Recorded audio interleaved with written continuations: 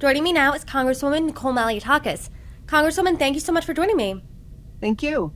I want to first start off the conversation today with a letter you, as well as 14 other Republicans, wrote to the Commissioner of the Social Security Administration, voicing some of the concerns you have. Can you talk to us about the letter as well as some of those issues that you brought up? Well, Social Security is an incredibly important program that so many of our senior citizens and fellow Americans with disabilities rely on.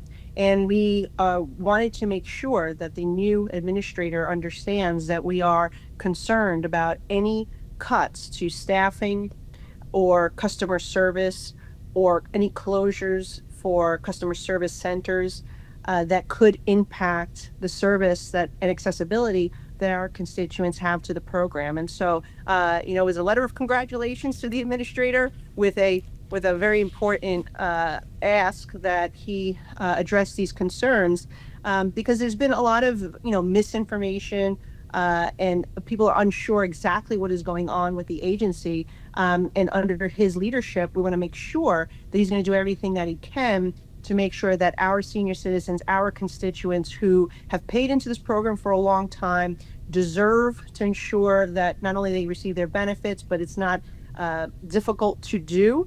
And, this is all part of our commitment to not only preserving Social Security, but making sure that our constituents pay less taxes on Social Security, which is something we're working very diligently on in this reconciliation bill, but also make sure that the customer service advocates are there to answer questions and to make sure that their payments are made on time. To your point, the letter did say we commend and support the continued efforts to make our bloated bureaucracy more efficient for the American people, but it goes on to say to use caution for those staffing cuts and other things. Is there any disruptions that you've seen, that your constituents seen, from people getting their benefits?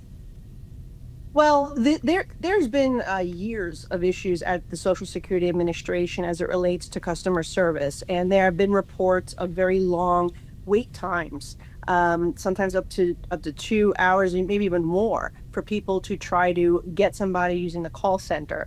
My office has had to intervene numerous occasions over the last few years on behalf of constituents to try to get their Social Security issues resolved. And that shouldn't be. A citizen who's a tax-paying citizen entitled to this money that they have put in and now, taking back. They should not have to go through hoops or contact their member of Congress to get access or fix something. We've even had, constituents that Social Security Administration had marked as dead and are very much still alive, and we've had to intervene on their behalf. Or we've had Social Security checks stolen that have had to be reissued, or we've had people who have been waiting for Social Security disability who have really had long delays, and we've had to intervene to get them the money they were entitled to. Again, this has been a problem for years. We're happy to always help as a congressional office, but it shouldn't come to that. The system should be working and efficiently and effectively so constituents can go right to the customer service line and get what they need.